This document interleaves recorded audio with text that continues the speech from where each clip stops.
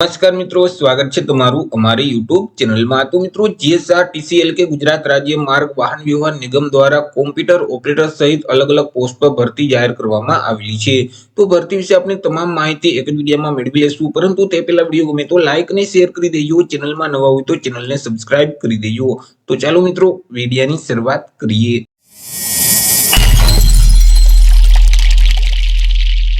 तो मित्रों आज भर्ती है ते जीएसआरटीसी એટલે કે ગુજરાત રાજ્ય માર્ગ વાહન વ્યવહાર નિગમ દ્વારા એપ્રેન્ટિસની પોસ્ટ પર ભરતી જાહેર કરવામાં આવેલી છે।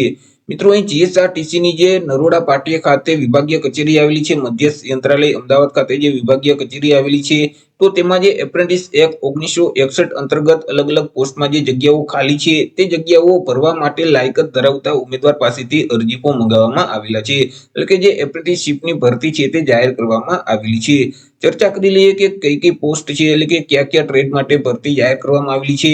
તો અહીં મિત્રો વેલ્ડર છે, એમવીવીબી છે, ઇલેક્ટ્રિશિયન છે, મશીનિસ્ટ છે, સીટ મેટલ વર્કર છે, પેન્ટર છે અને કોપા એટલે કે કોમ્પ્યુટર ઓપરેટર કમ પ્રોગ્રામિંગ આસિસ્ટન્ટ છે। તો આટલા અલગ-અલગ ટ્રેડમાં જે જગ્યાઓ ખાલી છે તે જગ્યાઓ ભરવા માટે લાયકાત ધરાવતા ઉમેદવાર પાસેથી અરજી ફોર્મ મંગાવવામાં આવેલા છે। વાત કરી લઈએ આપણે એજ્યુકેશન ક્વોલિફિકેશન એટલે કે શૈક્ષણિક લાયકાત વિશે। तो ये मित्रों उम्मीदवारों कोईपण सरकार मान्य बोर्ड मांथी धोरण 10 ની परीक्षा अथवा तो धोरण 12 ની परीक्षा છે તે પાસ કરેલું જોઈએ।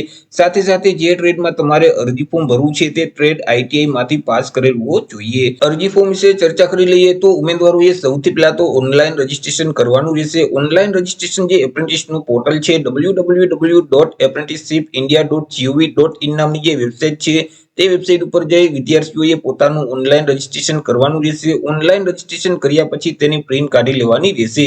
ત્યાર પછી મિત્રો તમારે ઓફલાઈન અરજી કરવાની રહેશે।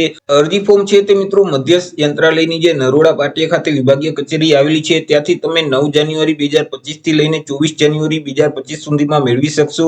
અને તે અરજી ફોર્મમાં તમામ વ્યવસ્થિત માહિતી ભરી તેની સાથે તમામ આધાર પુરાવા જોડી અને મિત્રો 27 જાન્યુઆરી 2025 સુધીમાં તે વિભાગીય કચેરી ખાતે તમારે અરજી ફોર્મ જમા કરાવી દેવાનું રહેશે।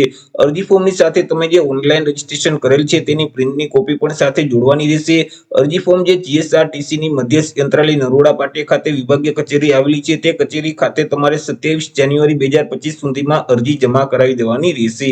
તો આવી રીતે મિત્રો જીએસઆરટીસી એટલે કે ગુજરાત રાજ્ય માર્ગ વાહન વ્યવહાર નિગમની જે નરોડા પાટિયા અમદાવાદ ખાતે વિભાગીય કચેરી આવેલી છે તેમાં મિત્રો જે અલગ-અલગ એપ્રેન્ટિસની જગ્યાઓ ખાલી છે તે જગ્યાઓ ભરવા માટે લાયકાત ધરાવતા ઉમેદવાર પાસેથી અરજી ફોર્મ મંગાવવામાં આવેલા છે। તો આશા રાખું છું વિડિયો પસંદ પડ્યો હશે। વિડિયો પસંદ પડ્યો તો લાઈક અને શેર કરી દેજો। ચેનલમાં નવા હોય તો ચેનલને સબસ્ક્રાઇબ કરી દેજો।